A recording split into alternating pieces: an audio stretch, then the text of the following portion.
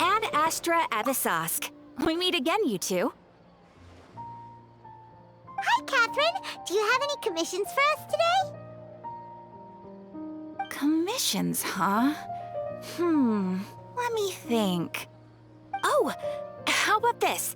Please attend the Academia's Academic Symposium this afternoon and recite a love poem on stage. Wait, say what now? And if possible, please also use your camera to capture the reaction of the audience upon finishing the poem. Huh? What kind of commission is that? I see. It appears that you're not interested in this commission. In that case, please go to Port Ormos and convince the Eremites there to spend some time volunteering at the local orphanage. Hey, that's not any better. I'm sure the mercenaries will have some interesting reactions as well. Paimon's gotta ask, just who exactly has been submitting these commissions to the Adventurers Guild? Oh, the commissioner?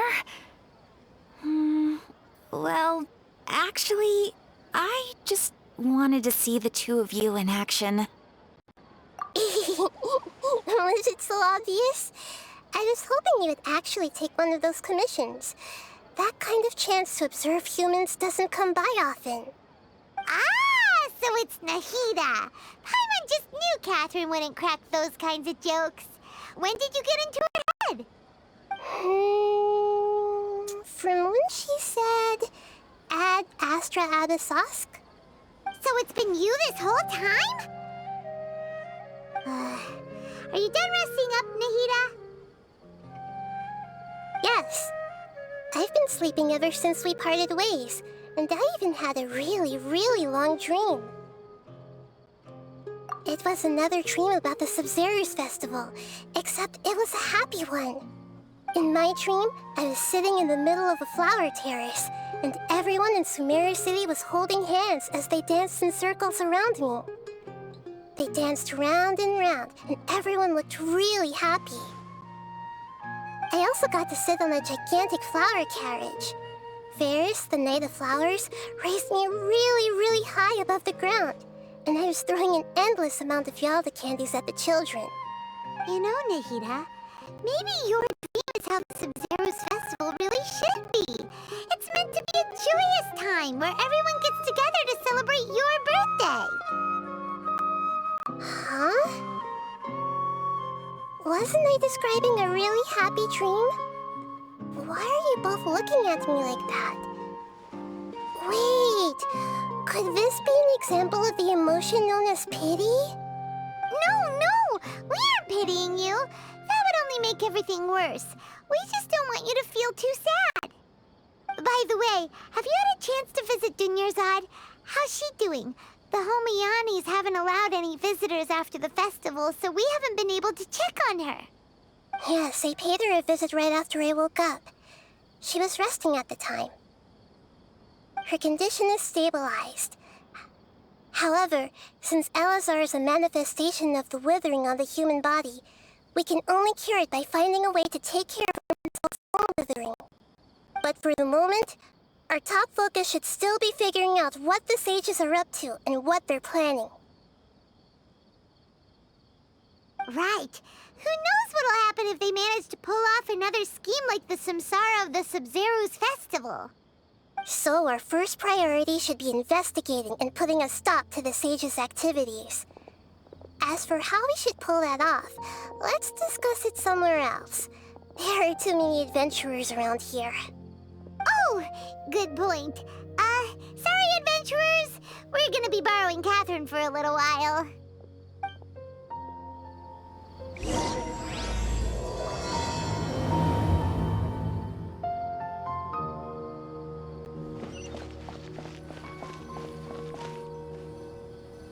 Let's continue our chat here. Okay, so do you have any ideas on how we can investigate the sages, Nahida? Actually, I've already done a little bit of work on that. But for now, I want to hear your thoughts.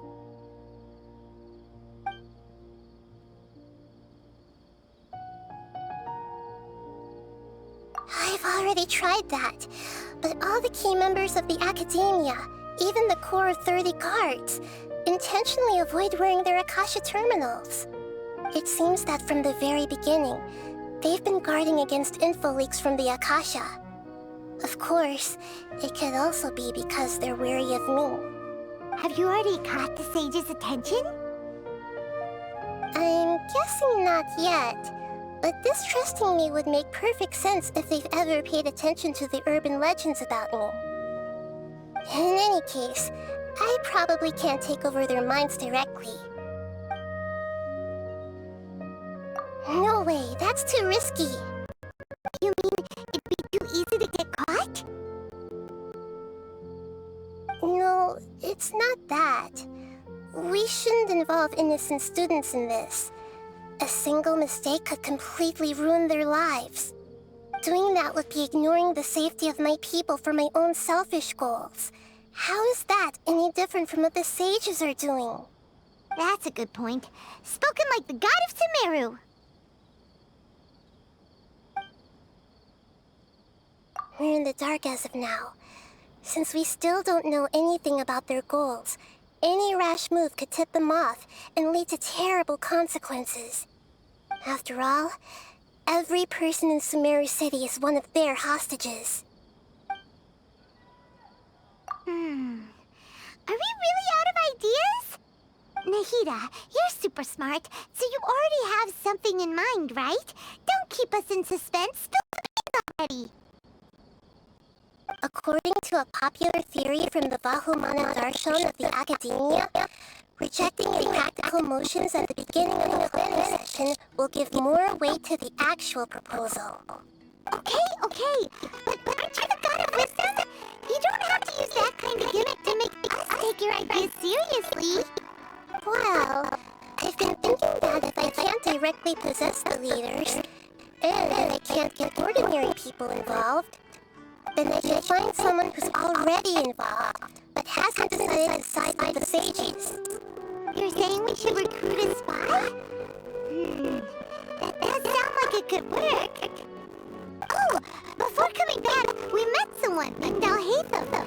He seems like he acts alone, and he likes doing stuff behind the Academia's back. They probably aren't in cahoots. Actually, I already have someone in mind. Do you still remember that female scholar named Sataria? Sataria? Everyone remembers now. Isn't she the one who's always trailing behind the Grand Sage of the Academia? We ran into her basically every time the Sub-Zero's festival repeated itself. You could even say we're old enemies by now. Paimon still remembers the smug and mean way she always spoke to Nilu.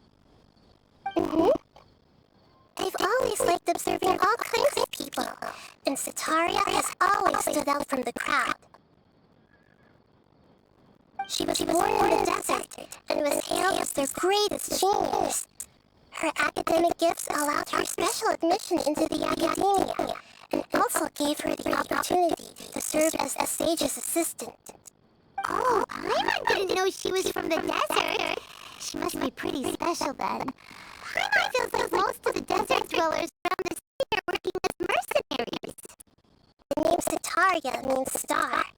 When she lived in the desert, she shone like the brightest star in the night sky. Later on, she was chosen by the sun. The star was given a place in the daytime sky to complement the sun's dazzling light. Soon after, the star witnessed the sun scorching the earth, which brought forth many disasters. The star began to waver. Instead of staying beside such a sun, wouldn't it be better to return and light the heart of the night sky? But in the end, she couldn't give up the radiance of daytime. To cope with her shame, the star buried her guilt and closed her eyes. From the sound of it, Sataria's just hung up on the research opportunities here. But she doesn't really support the Academia. She still feels feels guilty about not doing more for the desert, right? She's just running away from her problems. Indeed. When they are presented with complex moral issues, many people will simply plug their ears and go with the flow until the problem can't be fixed anymore. She's suppressing a lot of guilt, but before she realized it, she had already become the sage's accomplice. She can't deny her part in their schemes anymore. Right. We must somehow make her face her problems again. That way, not only can we get useful intel from her, but she can also use it as an opportunity to redeem herself. From my past observations, Sitaria will take a day off from the academia every 10 days to do some shopping in the city. Tomorrow afternoon just happens to be a shopping day for her. That'll be our chance. To prepare, let's go check out and have a quick chat with a few of the vendors there.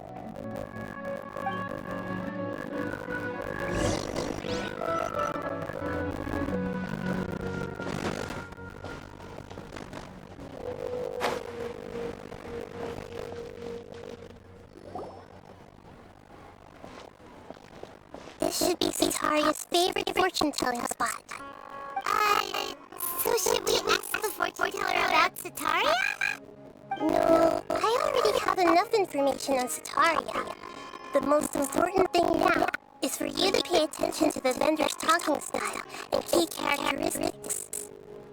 Talking style and key characteristics? My poor lost lambs, have you become troubled over your fates? The divine voice of wisdom often echoes between my ears. If thou be blessed today by the gods, I may be able to show you the way. Huh? Really? Nahida, you've been whispering things to her? Shh! My friend here has some doubts regarding her future. Can we get a fortune reading for her? Of course. In that case...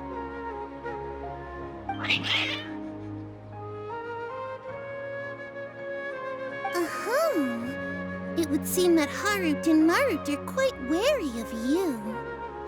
Perhaps, at some time in the past, you have somehow offended the gods. Only mocking the god of Animo, questioning the lord of Geo's financial savviness, and brawling with the god of Electro. Do those count? Oh, nothing. Go on. I can't expect for her to divine. Love prospects? No problem at all.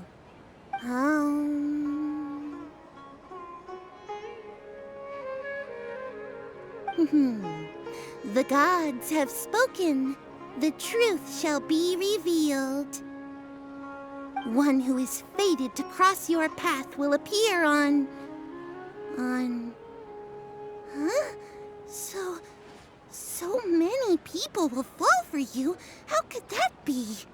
Harut, Marut, did you two spoil my divination? I've never read a fortune so absurd.